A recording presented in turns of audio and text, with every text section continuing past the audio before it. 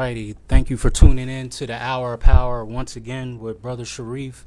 For those who are tuning in Facebook Live, if you can do me a favor and hit the share button, then hit watch party for those who are viewing Facebook Live. Hit the share button, then hit watch party. What that does is bring more viewers into the message. As always, in the name of God, the gracious, the merciful, we give him praise and thanks for his mercy and his goodness to the human family. If all the trees upon the earth were pens to write with, and if all the oceans were ink, and then another 7 oceans add to its supply, the writing would still not be enough to explain the glory of God, for he's the exalted, all-powerful, all-wise. We confide in no other in our time of need, and we praise no other in our good fortune. He is one. And even if I lived to be 1,000, it would still not be enough to thank God for his many blessings and gifts. We greet everyone in words of peace. To our Christian family, praise the Lord. To our Muslim family, Assalamu alaikum and Ramadan Mubarak.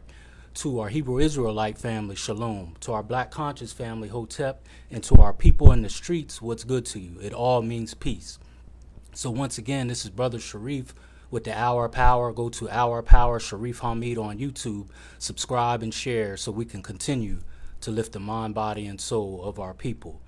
Before we get into this much anticipated interview, just a few community announcements and acknowledgments.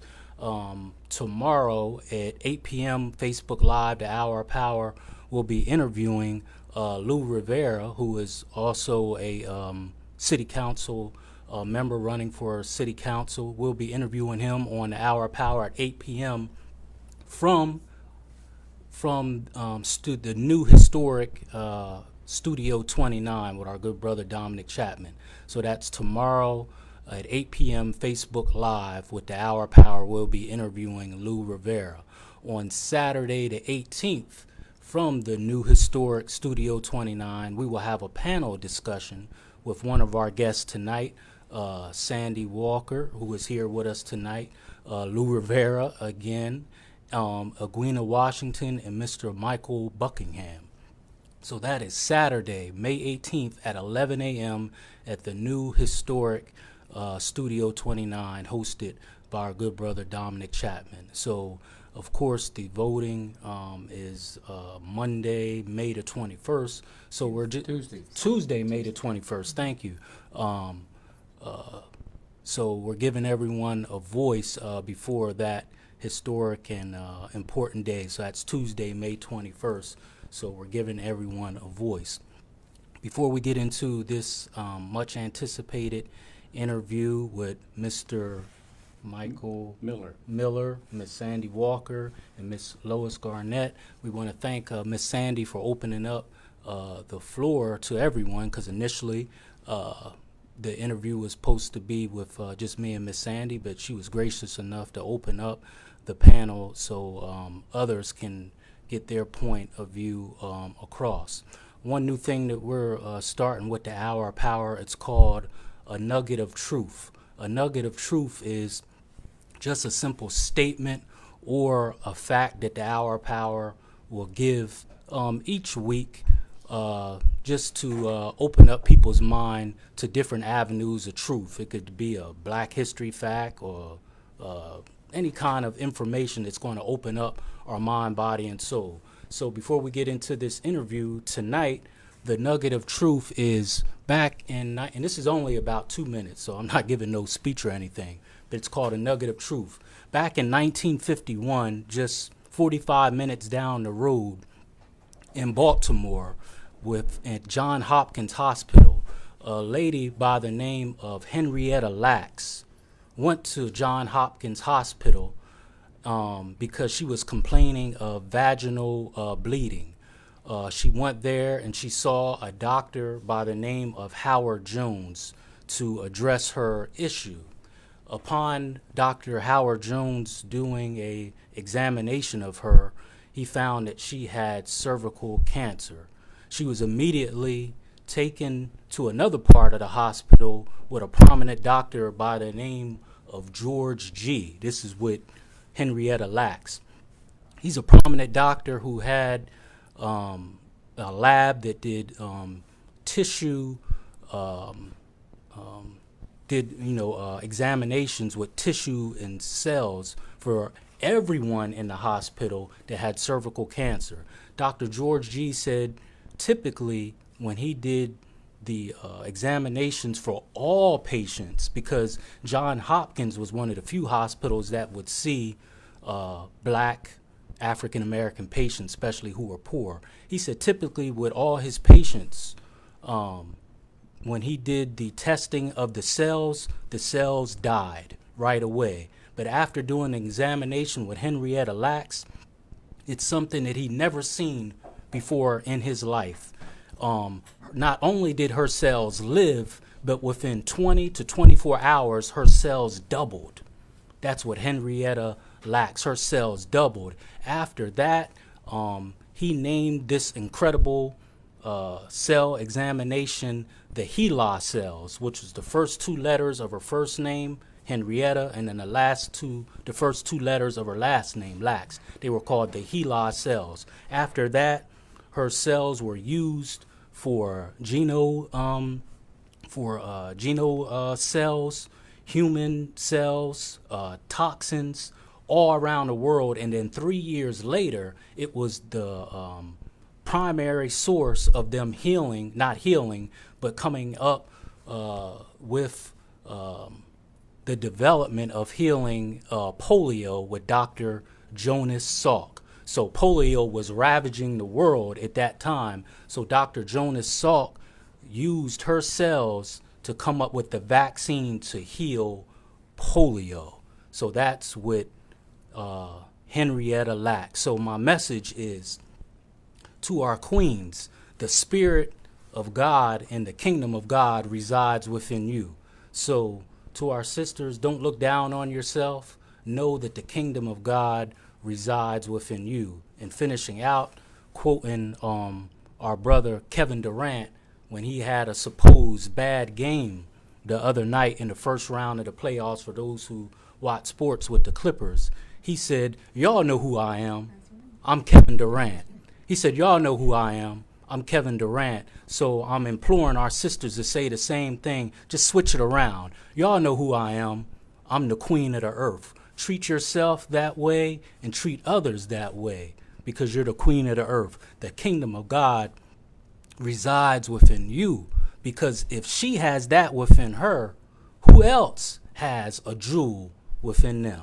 So that's the nugget of truth with the hour of power. So with no further ado, we'll have everyone, always ladies first, introduce themselves, your position, and why you're here tonight. Hi, my name is Lois Garnett. I am currently on the York City School Board and running for re-election for another 4-year term. I've been in York for 40 years. I'm not a graduate of York High, but I am a retired teacher from the city. So I bring a unique set of skills with me because I've worked in the environment on the other side of the table from where I am now.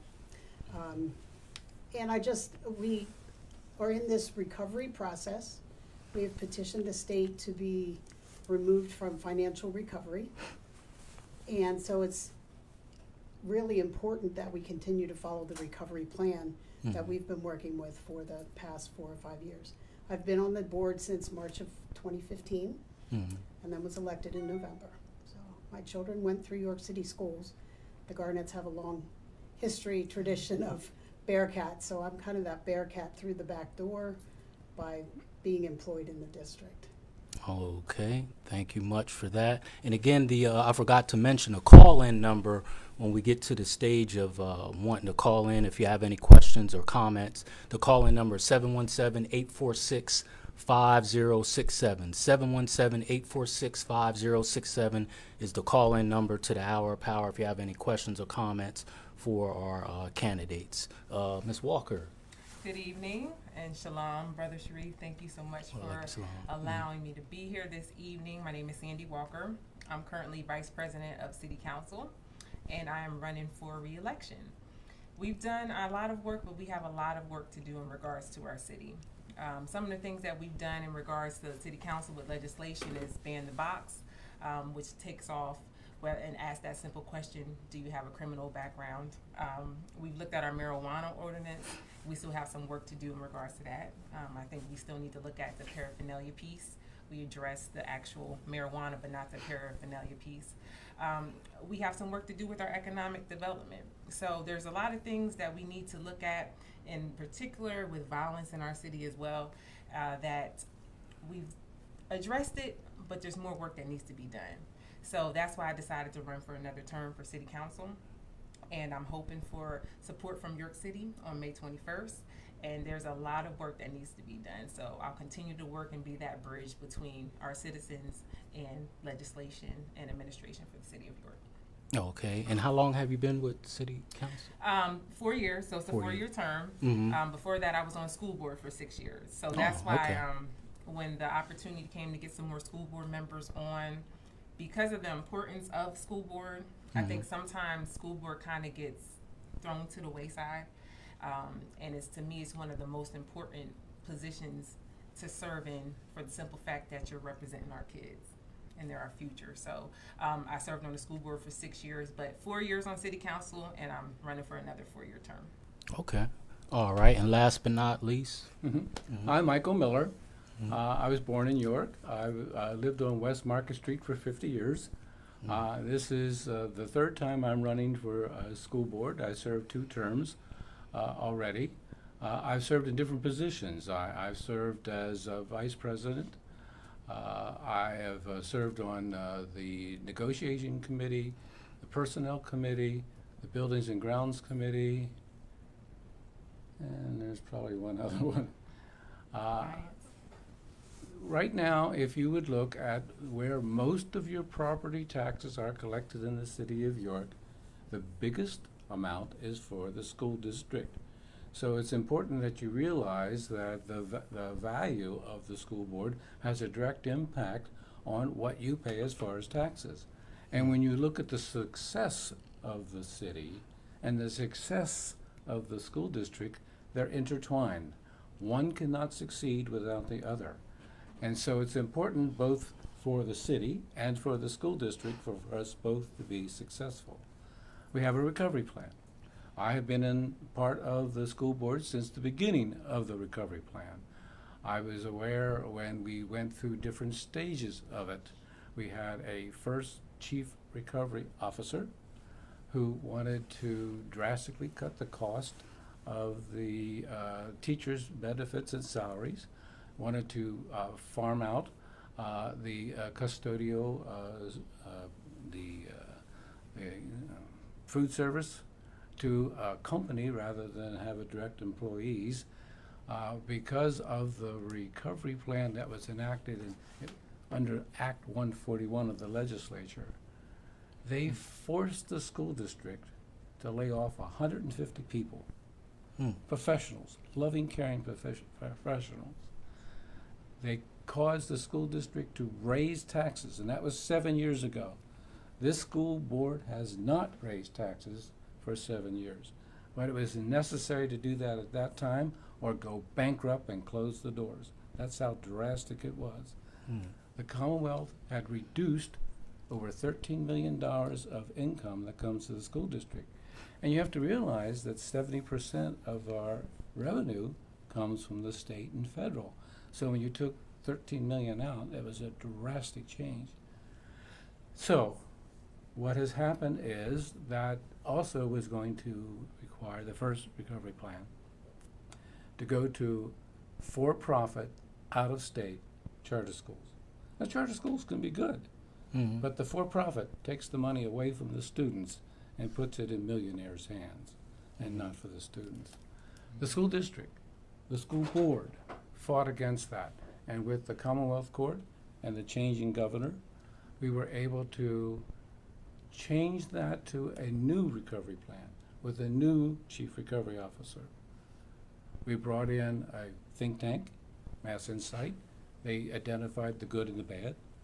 Dr. Holmes, superintendent, developed the recovery plan of 23 items. We did very well with that. We are now at the point where the state has recognized that, and the Department of Education is preparing to move us from phase 1 to phase 2.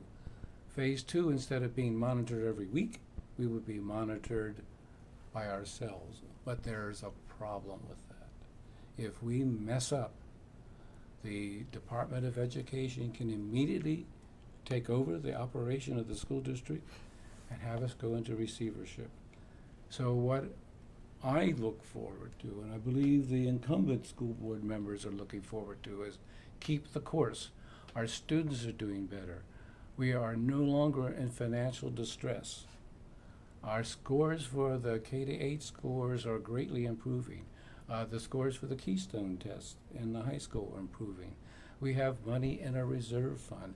We're doing those things for maintenance that were deferred 8 years ago because we didn't have the money. But it's important to stay the course. I remember Abraham Lincoln, who said, "Don't change horses in the middle of the stream."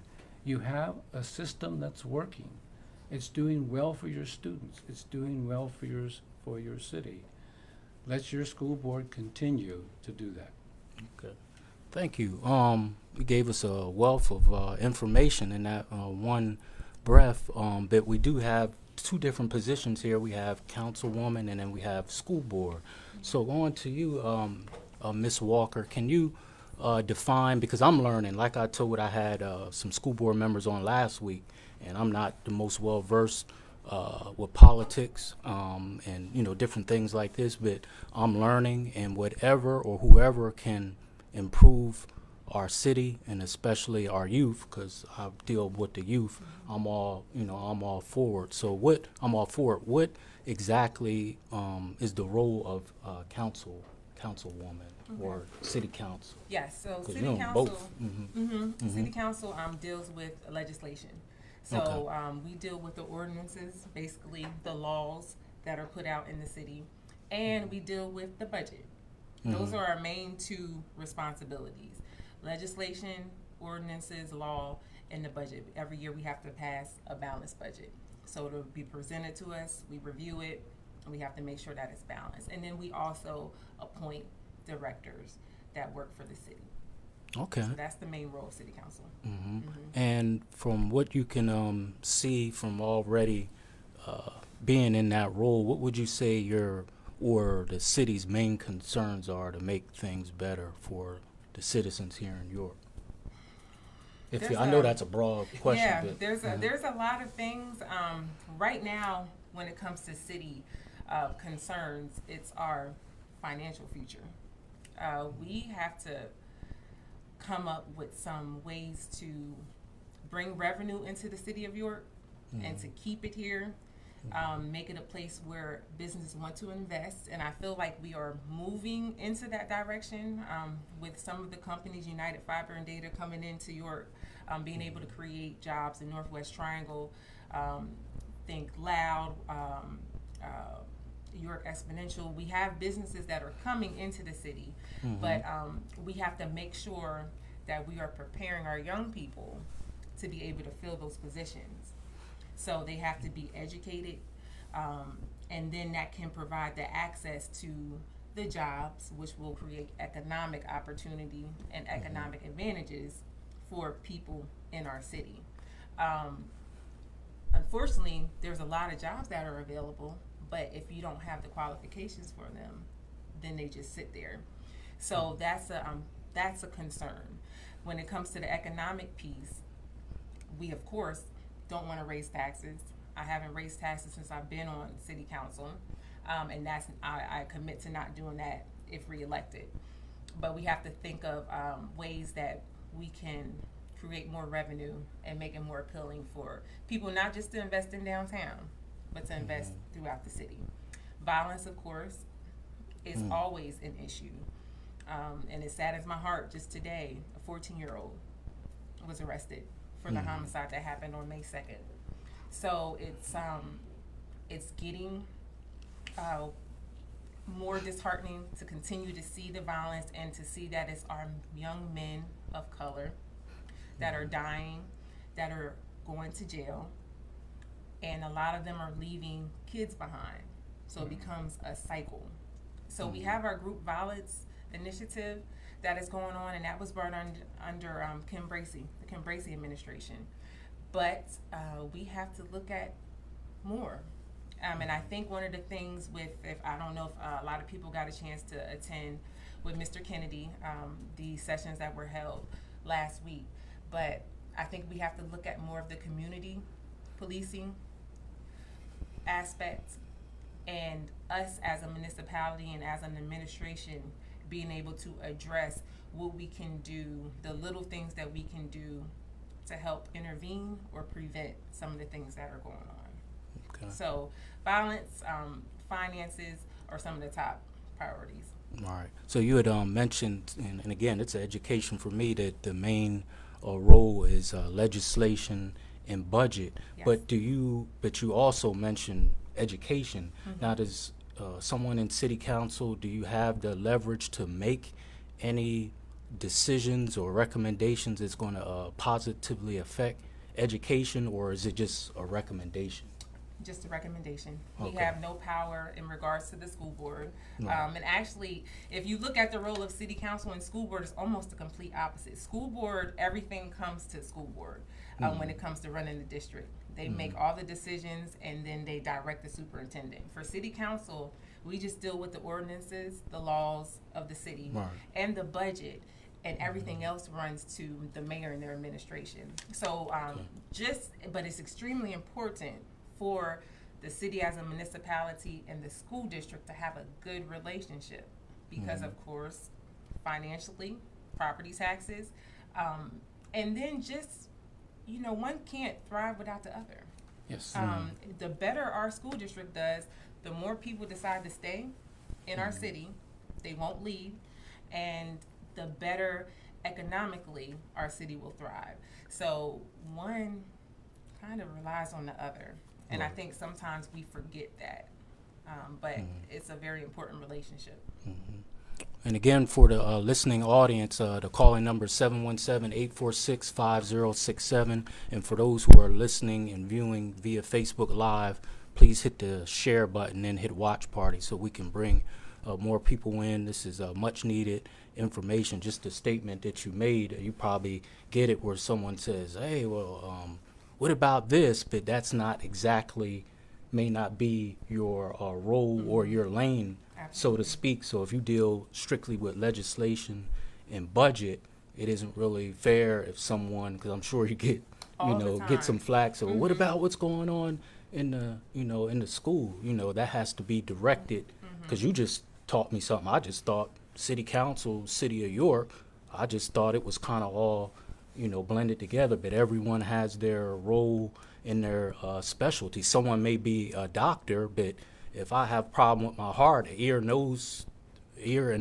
throat doctor ain't gonna be able to help me, even though he's a doctor. Right. So you gotta go to a heart specialist for that. So you just taught me something. So if I was a little misguided, so to speak, I'm sure it's others. So Yeah, we get it all the time. Like people come and have issues about the school.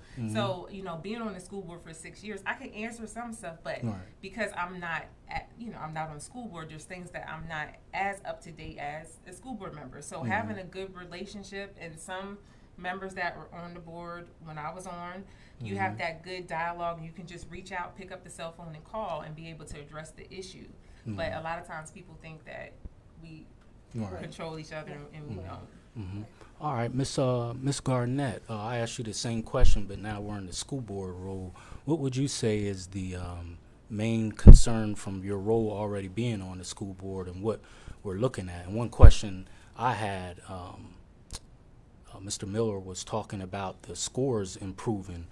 What about this alarming statistic? It came out around the middle or end of last year that York City School ranked 495 out of 500 school districts. And I'll let you, address it too. But where are we at with that? Was that accurate? I guess it was, because it came from the state. And how are we doing with that? Because that was kind of alarming. Not that that's the only thing that's going on. It's positive things, but, It's alarming.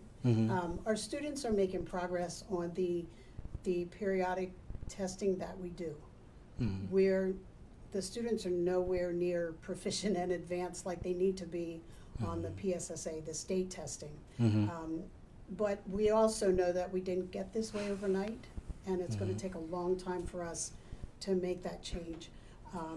So they do the periodic testing. We had 3 buildings that had growth across the board: Hennepin, Jackson, K-8s, and the high school, last school year. I guess that was 17-18 because we don't have the results for the testing yet for this year. So there are gains being made, and there are gains being made in the buildings, some better than others. But those 3 schools had gains across, across all the testing areas.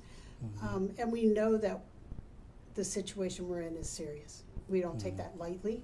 And when we talk about the recovery plan, there are always a couple questions asked when people come to us with ideas. And the first question Dr. Holmes will have is, does it fit on the chart, on the recovery plan? Because if it doesn't, we don't do it. People don't take nicely to that when we have to say, sorry, it doesn't fit somewhere on the plan, so we can't do it. But we have to follow that recovery plan. It's been working for us. The kids are making progress. Things are getting better. I was just at another event and heard some comments from some current students. So it's my goal to sit down and talk with them and hear their concerns, because I see that as part of my responsibility of being on the board, is listening to members of the community, the students, the parents. One frustration for me is that we have committee meeting the second Monday of the month. We have school board meeting the third Wednesday of the month. It's advertised, it's open to the public, and very few, if any, public, like, citizens come, unless we recognize families, they come, teachers, staff members come, principals. But I wanna see faces that I can get to know that I haven't met yet. So I would just encourage people from the community to come out. We have rescheduled our meeting, obviously, from tonight, because we're, to next Monday, the 21st, or the 20th, rather. So I would just encourage people to come out, share the concerns. When I hear concerns in the neighborhood and they say, well, what can you do about it? I remind them that I'm a voice in a vote of 9. There are 9 of us on the school board. So I would love to see all the students making progress. I'm kind of an idealist, but I want all the students to make progress. I want the students to feel safe in the buildings. I want the students to have someone that they can go to if they have a concern or if they're upset about something. That's real near and dear to my heart as a former teacher. So those are the things that I want to happen. Ideally, I would love to have the funding that we're underfunded. We're underfunded by 56. It's 56 now, $1 million. And that's just because of the way the funding cycle has worked over the years. So even in spite of that, we've been able to, over the years, watch the expenses, and we now have a fund balance that we didn't, I know, when Sandy was on the board. So things are getting better, not as quickly as everyone would like. So some of the frustrations I hear in the community are, well, the kids don't do well on tests, and they're fighting in the school, and X, Y, and Z. Is that what you meant when you said you want everyone to feel safe? Yes, yes. And it's across the board. It's not, I'm also on the Joint Operating Committee. One of my responsibilities is to be on the Joint Operating Committee at York Tech, which is like their school board. And I hear those same things there. It's sad that in 2019, students don't feel safe in schools. But with what has gone on in the country, around the country, students don't always feel safe. It's a national problem. Right. At the high school, the students do go through metal detectors when they go in the building. And when we go to sporting events, we have to go through metal detectors. That's become a way of life. I'm not originally from York, and I didn't even know what a metal detector looked like before I came, and started to actually have to go through one, but it adds that little layer of safety. I consider being on school board as a way for me to give back.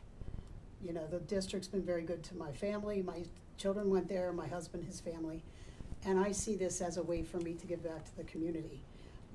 I struggle at times with how to get the community to come to me with concerns, ideas, whatever. Parent engagement is very difficult, but we continue to work on it. I think you're What's a the- parent liaison. What's the Sandy's pro- double duty. She works in the district What's as the well. process or the procedure if a child is being bullied or having problems like that? Because I hear it a lot. Because I'm a mobile therapist. Sometimes teachers from around the city have actually invited me in to speak to students, not specifically about bullying, just more character development. But it comes up like, so if a child is being bullied, like what should they do? I know the obvious answer is tell the teacher, but I mean, she's dealing with, or he is dealing with several students. Like, what can actually be done? Because we know it isn't just something that just goes away. What can be done to get rid of that problem? Because if you're afraid, how can you learn? It's going to affect your sleeping, your learning, if you don't stop coming to school at all. And of course, the worst is we've even heard about children committing suicide. So what could be done if that's a persistent problem? When I taught at Hennepin and York High, when Hennepin was a middle school and York Mhm. High.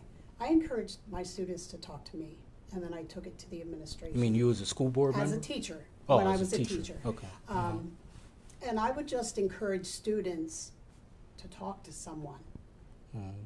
I always hope that there is an adult in the building. Doesn't have to be the teacher, could be one of their teachers, a hall monitor, a guidance counselor, someone that they feel comfortable to go to and say, hey, look, this is happening. The worst thing I believe that can happen is they don't talk to anyone, because then we may not know that it's going on. Mhm. So I would encourage them to talk to someone, and if it doesn't get resolved, I believe the parents need to, or someone that the student lives with, needs to contact the school. And there have been times when parents have brought issues to me. Parents have brought issues to me, and I have said to them, call the superintendent's office. I can't fix it as a board member. I can't intervene. I don't Oh, want to you can't. micromanage, Mhm. okay? Mhm. It's not really appropriate at that point in Right. time. But I direct people to the superintendent's office, the principal. Administration building. Administration building, or the principal. Have you talked to the principal? Have you talked to the teacher? Have you talked to the principal? Have you talked to the superintendent at the admin building? I would love to help you, but that to me is what I can do. It's protocol you have to follow. Yes, yes. Mhm. And there's a lot of protocol with school board Mm-hmm. that until you're on school board, you really don't know. We have this sunshine law where when we have a quorum of like 5 of our 9 school board members, we have to have a public meeting. And I've told our solicitor, sometimes I really prefer to be in the dark, because it would be nice as a teacher, I could just sit with a group of people and we could talk. But, there are different rules because we service the public and things have to be done in the public, Right. so. One of our viewers had a question. Maybe Mr. Miller, you can answer. Said, do you think there's a lack of trust from the community towards the school board, which may prevent them from coming to the meetings? There may be some of those who have not been listening or coming to the meetings and talking and getting the information that's available. I believe, as Lois has said, that when the community knows what we're doing, they will support it. May I answer the question you had asked Lois? Sure. I'm an engineer, Mm-hmm. and I analyze things as an engineer. And since I've been on the board, I keep asking the question, why? Why is it the way it is now? And I came to the conclusion, relatively illuminating, that it's taken us 20 years to get to the point where we are now. The makeup of the students, the makeup of the staff has changed. When you look at the leadership, where there's been a big changeover in superintendents, in the administrative staff, and in the school board itself. And when there's a new leader, there's a new method and a new approach. It wasn't a fond thing for me to get into Act 141 for the recovery plan, but it did allow us to focus on a plan, that we are required to follow it. In this case, it'll be almost 10 years that we need to follow this plan by law. So it's given us a stability. It's given us a overarching look at what we're doing. Now, it doesn't mean that we're stuck with it.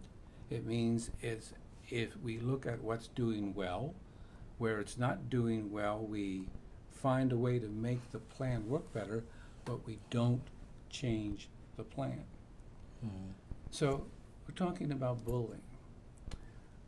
One of the things that has been really successful is how we have developed in the K-8 schools a pride in being a Bearcat. And what you'll see is, as the different classes progress and stay in York City, that the ability to learn, being able to read well at 3rd grade, which you pointed out last week is so important, the ability to get along, the ability to resolve issues that come out, playground issues, whatever, the ability to learn good techniques on how to learn is being built into the day-to-day operation of the cooperation of the teachers and the students. So when you look at those students that are progressing, each year it becomes better and better and better. And that's why you're seeing this success. But you have to realize that we're a very transient, moving around kind of a school district. More students come in and out of the school district each year than the entire population number of the high school. Why is that? People move in and out of the city. And when you mean look at natives? those particular students, People who are natives here, they're moving in and out.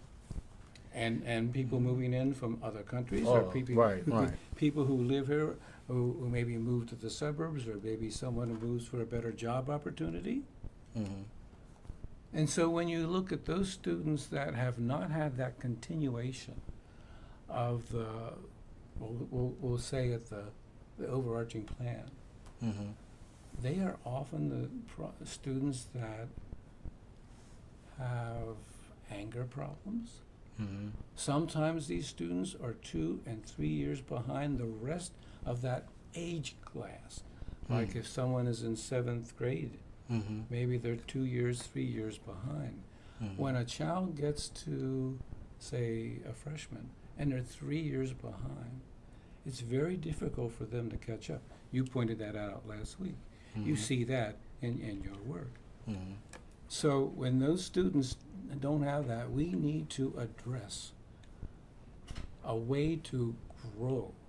So many of our students, when we put the individual concern about that particular student, they're growing 1.5 years worth of grade a year.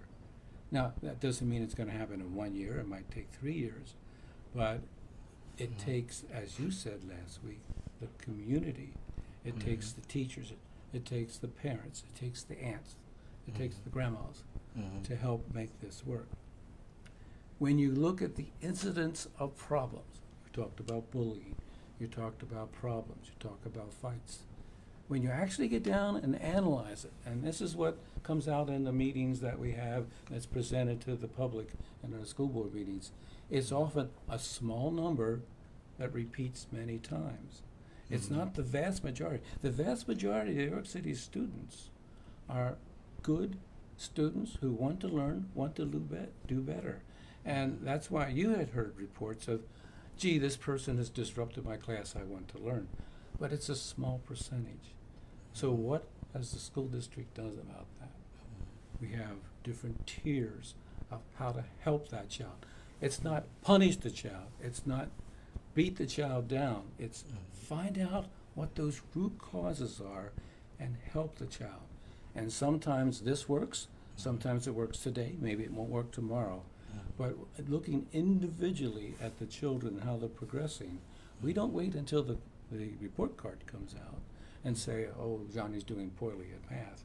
We know from day to day, from test score to test score, if the majority of the students didn't get this problem, or if this one particular doesn't, and we provide an individual help for that student. We can pull them out, we can put them in an advance help to get them through that. We can, through our Pride Room, it's one of the better things we've done over the years. I've spoke there at good several The Pride times. Room, oh, that's not detention, that's not beat the child down, that's, gee, how can you focus what you're doing to get what you want to achieve? How can you do better study habits? If you get so angry you don't know what you're going to do and you explode, teach how to manage that so that you can get along with your fellow people and not blow up. It's much better to do that.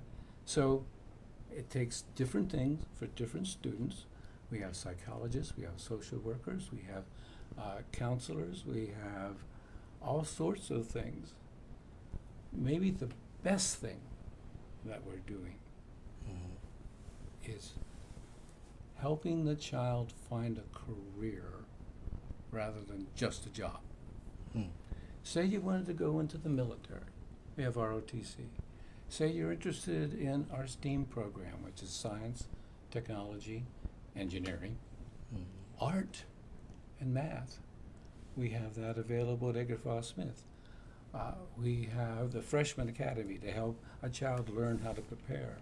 We have the, I always get the name wrong, it's Medical Emergency and It's a safety account. Public Safety Academy. We started that as a trial last year, with just a few number. So many students want to be in that. That's exposing a child to what a career be at fire, police, medic, ambulance. There's a tremendous opportunity there. You could actually graduate from high school and get a good paying job doing that. So we have these different academies that we're building in that the child can say, oh, I don't think there's anything, I don't really want to go to college. Some do. But every child should have an opportunity for higher education beyond high school, and every child should be exposed to what they need to do. I'm a wonderful engineer. I design wonderful systems. But if there's not someone to build it, if there's not someone to maintain it, not someone to control it, my wonderful design doesn't mean anything. The United States needs many people who are highly technical in order to be able to do that. For example, our Bearcat Cyber Academy. If a child wants to have a cyber education at home, they may do that. If they want to have it at school, they may do that. If they want to hybrid some hours at school and some at home, they can do that.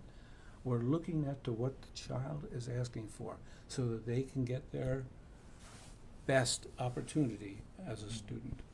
All right. Let me Come ask. to the meetings, you will see that. You will see how the plan is working. I have a quick question for Ms.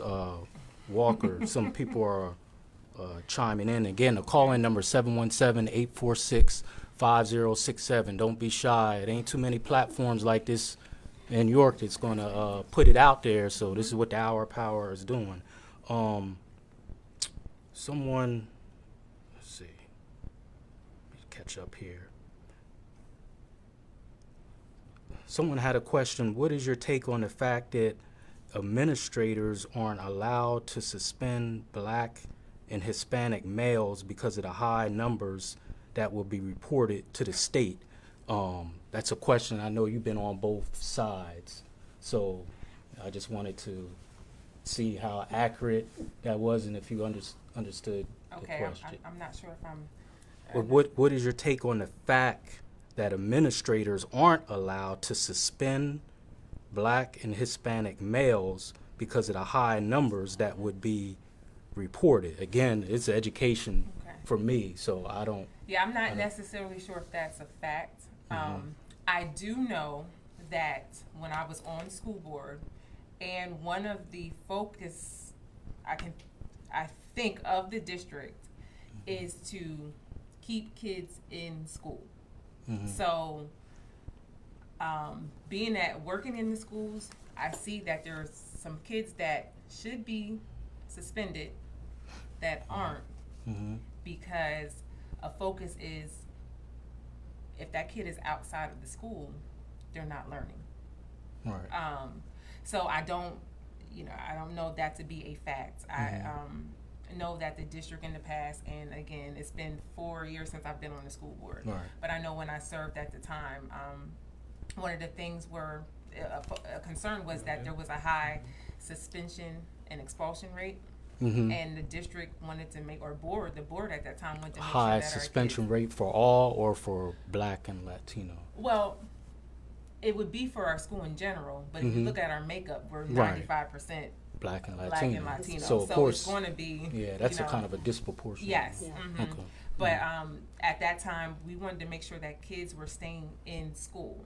So you would offer the in-school suspensions or pride at this particular point Right. to reinforce positive behavior. And so that's what's happening now in the schools now, is that instead of kicking kids out, you're trying to show them, okay, positive reinforcement, what can we do in order to make them associate a negative behavior and turn it into a positive. Right. So that's what I'm seeing now.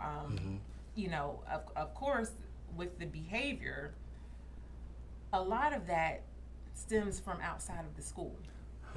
So, if we want to be real and call a spade, a lot of it starts at home, and we're sending kids to school expecting teachers to discipline them and teach. And that is extremely difficult, darn near impossible.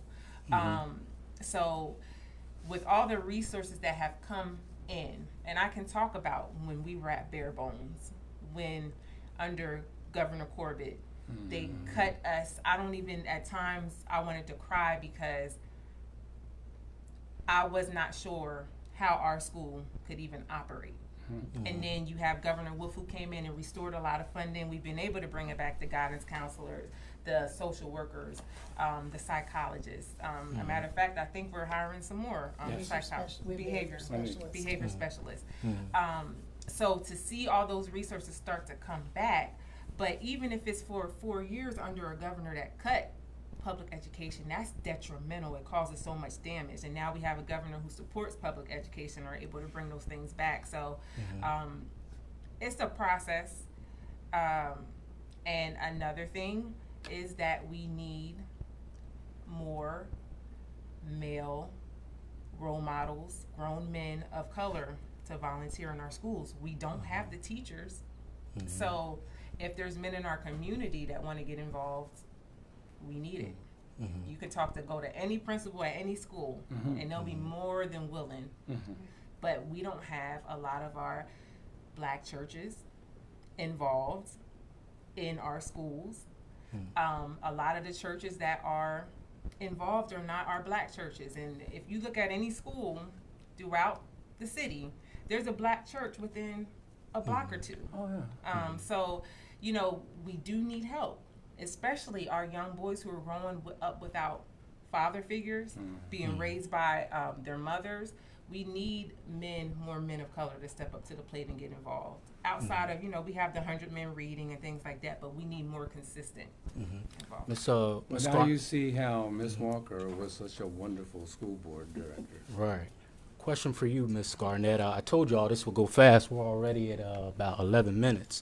Someone said, what is the plan for high school students if the STEM program stops at K through 8? Okay, this year we've added 9th grade, and our goal With the is. STEM program? Yeah, Oh, the okay. STEAM program. STEAM program. Our goal is every year to add a grade Oh, so okay. that it will go from 3 to 12.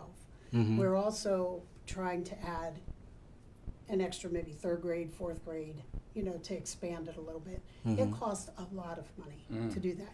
And that's one thing that I learned from being a teacher on that side of the table, being on the school board over here, is the tremendous amount of money that it takes to open it. So we are expanding it slowly because said financially we have to. You said a This year tremendous it's amount of 9th money grade. just for the STEAM program? Well, just to operate any program for the most part, but we had the building at Smith, but we needed the teachers and the STEAM and the equipment and all the wonderful things, the technology that goes with it. So I was surprised at how much it really cost when Dr. Holmes and I had initially talked about it. So that's why we started at 3 through 8. And this year we've gone to 9th. Next year, the goal for next year is to go to 10th, 11th, and 12th, so that those students that are there can continue until they graduate. That was a question I had for Dr. Holmes. That's someone calling in. You mind if I take? Well, they hung up. They'll call back. Real quick, earlier, I believe Mr. Miller quoted a certain amount of money that's going into education. So that's in the education fund. So I guess devil advocate will be like, well, with the STEAM program, you said it costs a lot of money, but I think you quoted a certain amount that's already in the funding. Well, No. it's like someone would play We are devil's advocate on that. We are underfunded $56 million. From the state. Oh, It's from the state allocation. The school district of the City of York receives 30% of its revenue from property tax. We have a high millage rate, but the property values in the city are low. So there's only so much money that comes in. 70% comes from the state. And when the state makes a difference, it makes a big impact on our budget. If we were to receive the $56 million, we could lower our taxes and provide more things, more support for our students. But the myth of not expelling, that's a myth. If a child does harm to someone, brings a weapon to school, they're suspended, they're home. It's with the understanding and approval of the parent. And we provide a teacher to go to the home and help the child continue on their studies. We do not kick students to the curb. But what you'll see in the many different things that we have added, we have the Pride Room, we have what's called Cornerstone. That helps the younger students.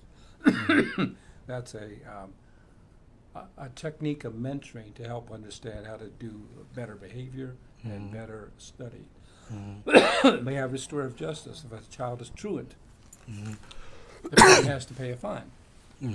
By going to youth court and restorative justice, that eliminates that fine. Many parents can't afford the fine. We have an alternative high school, which is one of the better in the state right now. That's at the building on Lindbergh Avenue. Oh, Goodrich. Excuse me. Now it's several of them that's access to. It just may not be in the city, right? Alternative. Well, it's run by the school district. There are other alternative placements that are often determined by the court. That is beyond the choice of the school, but you usually do that.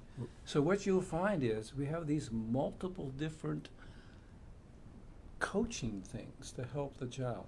The Pride Room is not detention. It's like a basketball coach. How to better study, how to focus.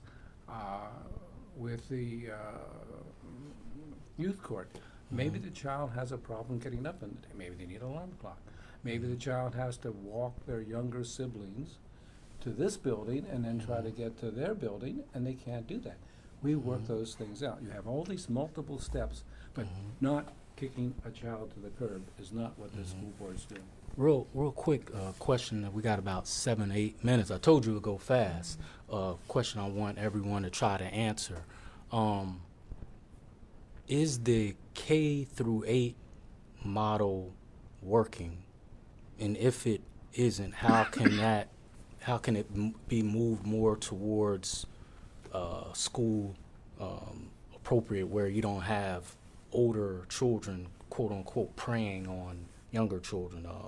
Members had talked about that last week, about how they wanted to move away from that, and they think that is a huge contributor to a lot of the deviant behavior, so to speak, that's going on that we've already touched on. Ms. Walker, I'll let you touch on it, and then we'll just, because we got about 6 minutes.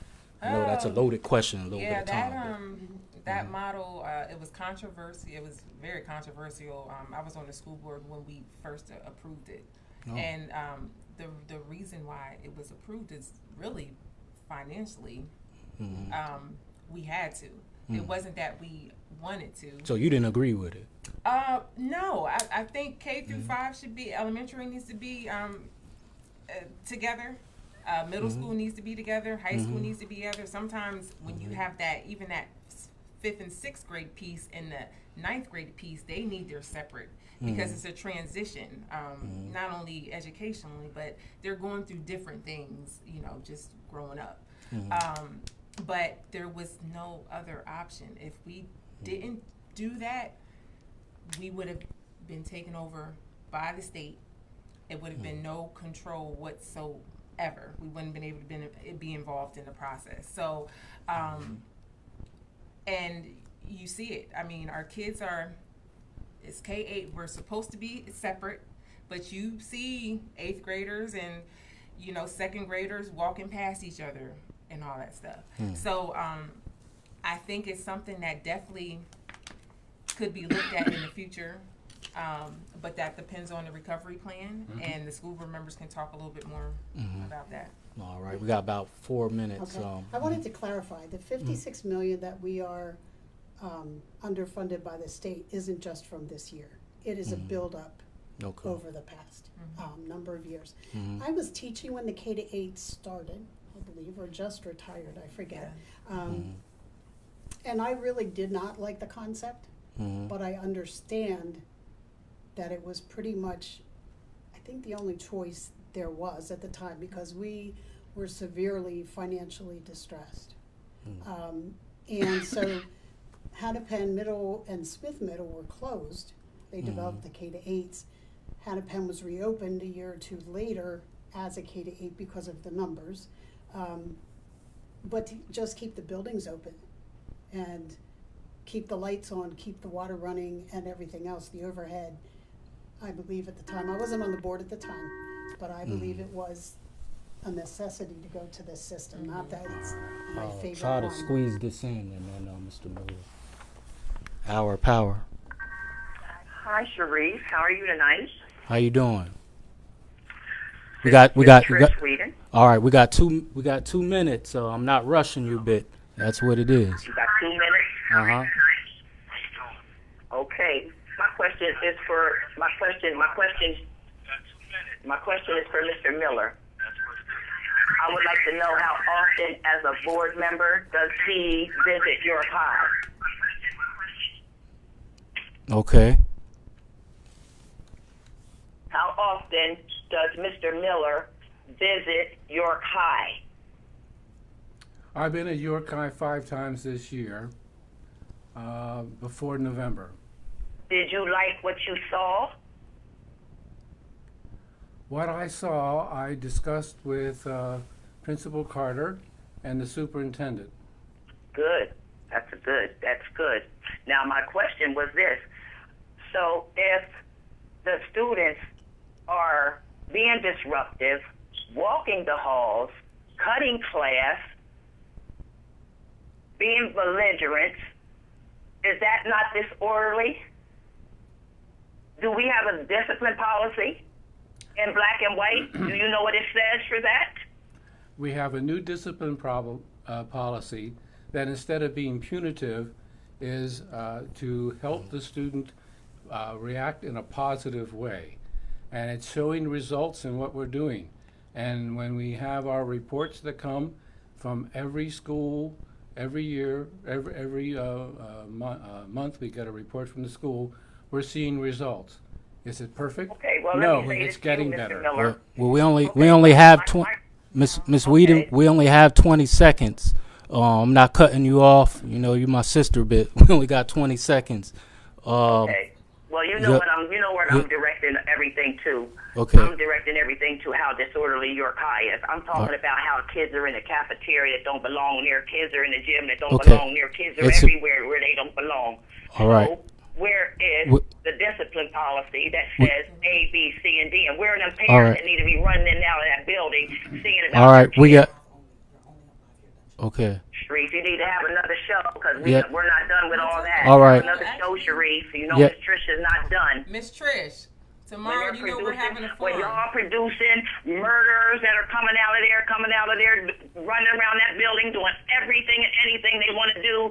I want to know what the board's been doing. I work there. I know, and I Miss- still know what goes on there. Miss And Trish. it's horrible. It's terrible, and no parents are not being called. All right, Miss Trish, look, we're having another panel discussion on Saturday. We need to have one. Listen, I'm gonna be right on it, Sharif. listen on People Sat. need to step up their game. Stop having a policy that's not suitable for our children, is not helping our kids, and what's going on is doing absolutely nothing for our children. And they know it. York High is a zoo. all right. I So- know that. So on Saturday, Good the night. okay, so Saturday the 18th at Studio 29, we'll have another panel discussion. We're still on Facebook Live at 11. Stop talking about the parents. Don't talk about the parents, yes, because some of them kids got good parents, and get them parents up there. What y'all doing to make the parents come up there and see about their kids? All them kids in that hall, the door should be going left and right, flying. Parents should be made to come up there about their kids, and y'all not calling them. Oh, remember we have 9 board members now, so it isn't just Mr. Miller. No, So you're not administrator. You're paying 3, 4 principals up there at that high school. okay, Get out of here.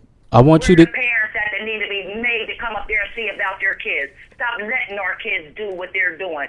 It's all designed to make our kids stale. That's what it is. All right, They now can't do it if they go to Dallastown. They come back. They can't go to Central and do it. They can't go to York Catholic. They can't go to Suburban and do it. They can only do what they're doing in York High. So I want you to tune in on Saturday at 11 a.m. on the Hour Power, and we will have Miss Walker there and 2 of the other school board members and council members. 11 a.m. on Facebook Live. Okay. Everybody say who they run. I'm a board member. I run. I tell the teachers what to do. I tell the administrators what to do. Well, they need to tell them what to do then. Okay. Because Wanda Dorn didn't have it. Teresa Diggs didn't have it. Nobody else ever had it like it's done. When you ran the hall for Wanda Dorn, she said, I'm going to charge you with disorderly conduct. If you think you're going to run around my building, okay, boom, there you go. Okay. All right, Miss Can I, Trish, keep. say something real quick? Miss Go ahead. Trish, tomorrow we're doing a school board debate and forum over at Fairview Church. I don't like to come out because I get too angry and tell people off. So I don't need to be there because I don't like everybody. All right, I got you. Well, for the public, we're doing one tomorrow at 6:30 at Fairview Full Gospel Church, 465 South Pine Street. Oh, I And, want to talk. Okay. I don't want to be singing. I don't want to hear people All right. talking. I want to see people doing something. All right, Miss Trish, we're gonna keep it rolling, but you know I support you and I appreciate your passion. Okay. Yeah. All right. Because we're losing our kids. We're not winning, okay? We're not winning. We're losing. Okay. I gotta go now. I'd like to say something. The data proves that the students' ability is improving. The state is going to allow us to go to phase 2 of the recovery plan. They are not doing that lightly. They're setting all kinds of legal precedent for doing it. We will become the case law on how any school comes out of recovery, and they are supporting us. We are doing better. We're not there yet. We need 5 more years. As far as the K-8 buildings, the plan will not allow that to change configuration. We were forced into it. Talking about the state plan. That's We were forced that's into the dictated by the K-8. state. Right. We were forced into the K-8 because of money. But we addressed what the parents told us. We separated the children. But look at the statistics. There is not bullying from 8th graders to kindergarten kids. It stays in the class. The bullying happens in the same basic age group. And it shows time after time after time. We don't have big kids beating up little kids. And you have to realize that 25% of a child's life, they're only in school 25% of the child's life. The rest of the time on the street, and if they get bullied, that's not the schools, and that also can happen. So you can't blame all bullying on the schools. We address it when it arises on a case-by-case basis, and we help the child who's the bully, and we help the child who's been hurt. So it's a holistic But as far We're as still changing the Facebook configuration, Live. Are y'all all right? Yeah. Because I want Yeah. y'all to have closing comments. We're just not on channel And 16, but we're still on Facebook can I Live. go back to the bullying? Because Sure. I know you asked that a while ago, but Mhm. if you have a child that's being bullied, or if you are a child that is listening and you're being bullied, you need to tell anybody in that school district, Yes. Right. in that school that you're at. Once you tell them, it is their responsibility to go through the chain of command. And that will be whatever level they may be at. It could be Teacher, a teacher, principal, Yes, it could be- administration building. Yes. Okay. And most of the time, if there's bullying issues that a parent is not satisfied with how it's being handled in that particular school, it'll most likely get channeled to Miss Thomas, who's the director of pupil personnel. Oh, okay. Miss. And- Now, where's she located? Administration building. Administration building. Mhm. Okay, Miss Thomas. Yes, Okay. but that's once you go through that chain. So the child definitely, most of the time as the parent, they're probably going to tell their parent. But if you're a child that may not have that resource, then tell somebody in that school. Our school resource officers, Michael Mondro has done a wonderful job. And his staff do a wonderful job, and they build a relationship with our kids. But please tell somebody that's in that school district. If you're not satisfied, then it can go to administration. And Miss Thomas she'll meet with you. Do y'all have any feedback since you're on the school board about anything additional what she said about, the bullying issue? Because it kind of hits home with me because I got a niece. She goes through it every Has she day. talked to someone at the school? I believe so. Okay. Okay.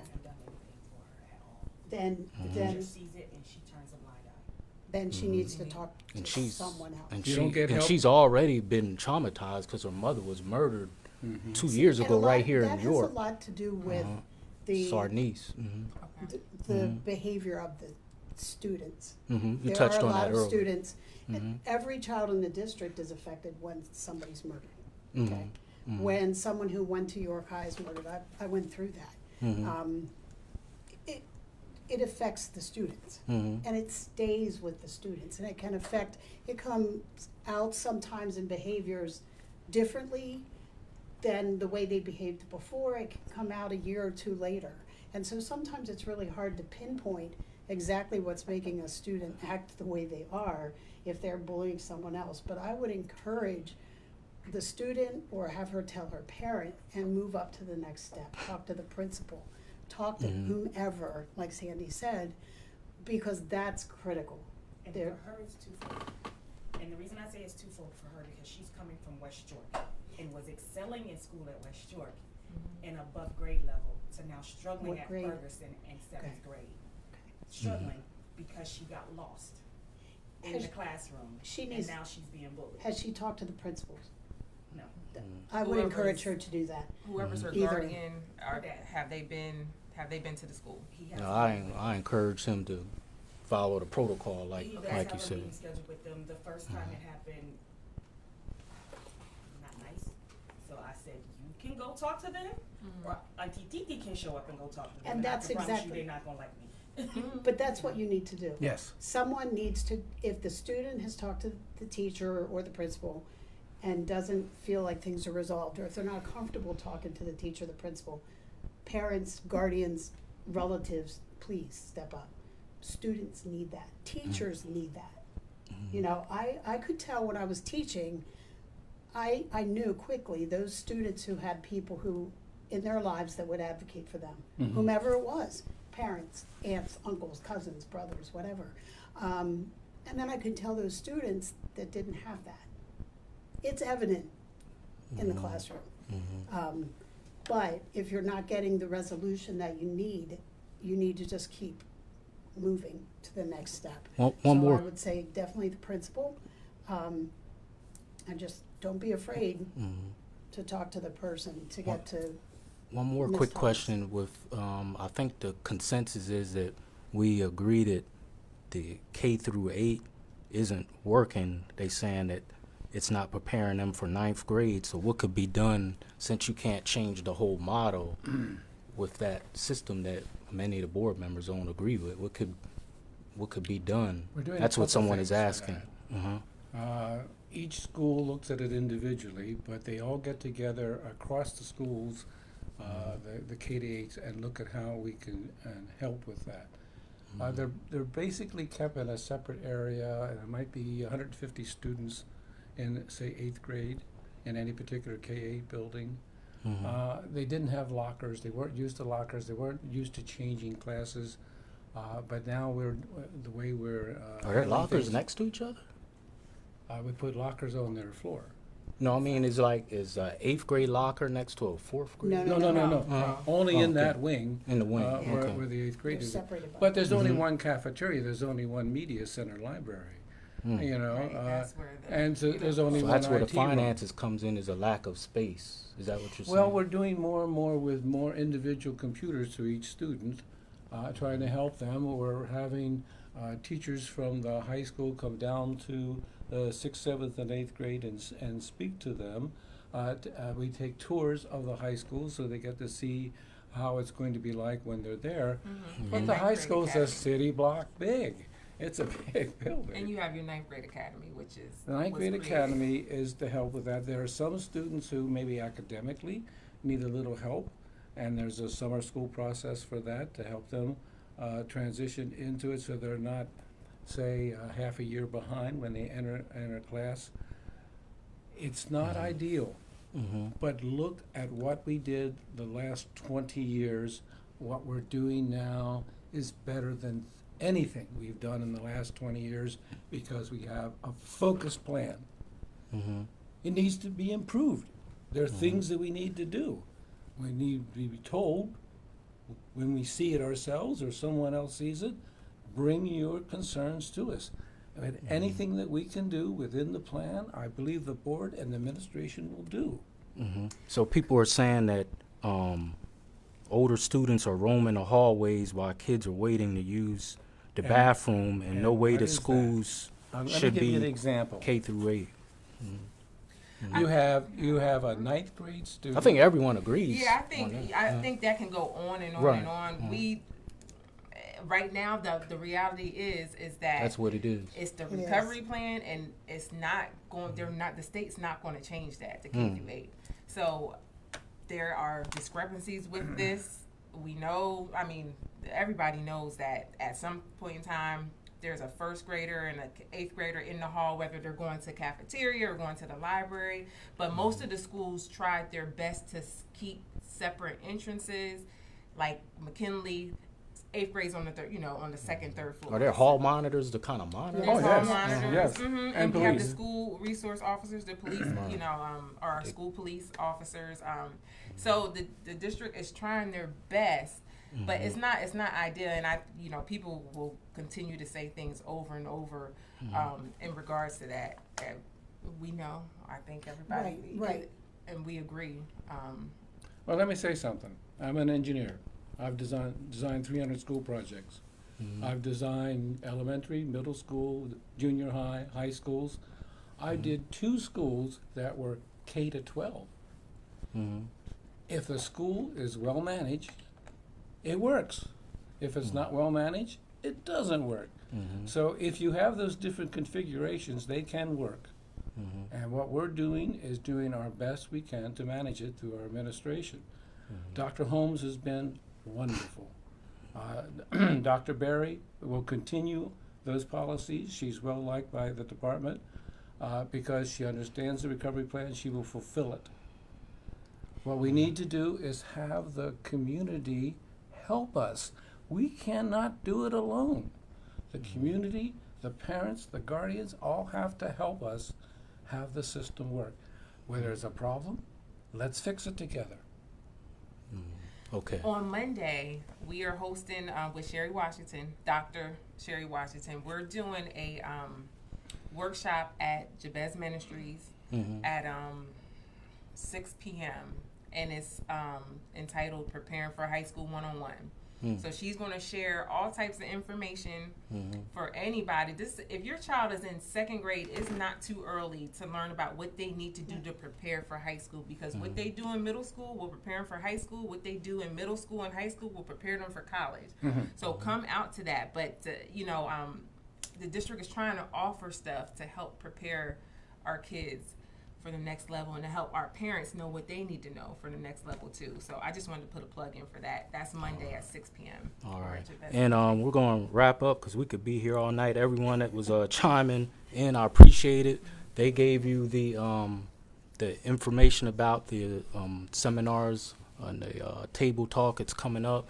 We'll be doing the Hour of Power, this platform here, May 18th, God willing, at Studio 29, but we'll be streaming it live at 11 a.m. with Ms. Walker here, Mr. Lou Rivera, Ms. Aguina Washington, and Mr. Buckingham. So respectfully call in with your questions and concerns, and hopefully we can move on it. I'm about, solutions, not about just talking in titles. But I can't thank y'all enough for this. I learned something new, that I can still stream live after 9 o'clock. So some people that didn't get their call in and questions answered, they're still, if they're on Facebook, are getting them answered. I wish Ms. Whedon would have called in a little earlier, and not to argue, but we could have, live and learn. We still appreciate, her questions. So this is still streaming live, but I appreciate y'all much. This is definitely one of the most explosive shows that I've Sure. had. Could I Sure. would like to thank you for allowing us to Yes, come. thank I you. would like Congress, oh my goodness, Oh. maybe someday Congress, Yeah. Councilwoman Sandy Walker. Yes, for for sharing the sharing her platform. time. Mhm. Very And generous. I very much appreciate being able to share it with you because she has Age- that school board expertise. So you did double duty tonight, and Age- I really appreciate it. So I The appreciate age-old concept that adults don't get. We tell, that's like one of my goals when I'm doing therapy with children, share and take turns. Exactly. But there's a lot of adults that need to Exactly. learn that Right, concept. So right. we thank you to the moon and back for sharing, because I thought that's what it was going to be. And, That's wonderful. and when I believe you called and asked, and I said, that's up to, Ms. Walker. And then so she called me. yeah, and look, look how it turned out. Thank so you very we much. don't always agree, but hopefully we're moving towards change. That's what it's all about. So thank you, people on Facebook, and you heard about the platforms that's coming up. So tune in, show up, and let your voice be heard. Thank you for tuning in.